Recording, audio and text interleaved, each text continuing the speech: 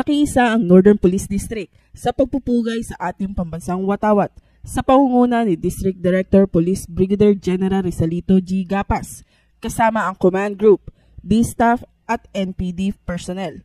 Sa araw na ito, pinagdiriwang natin ang pagpupugay sa ating national flag at I am very honored to celebrate this as your District Director. Sa Pilipinas, mayroon talagang pambansang araw ng watawat na ipinagdiriwang mula Mayo 28 hanggang Hunyo 12.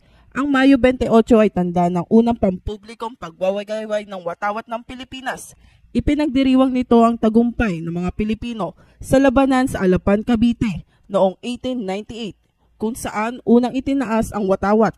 Sa panahong ito, hinihikayat ang mga Pilipino na iwagayway ang watawat sa mga gusali ng pamahalaan, mga negosyo, mga paaralan, at maging sa mga pribadong tahanan. Ito ay panahon upang magmuni-muni tungkol sa pambansang pagmamalaki at ang kahalagaan ng watawat bilang simbolo ng kalayaan. Mula rito sa Northern Police District, ako po ang inyong PNN Correspondent, Patrolwoman Blazelan Esperanza, alagad ng batas, tagataguyod ng Balitang Pulis.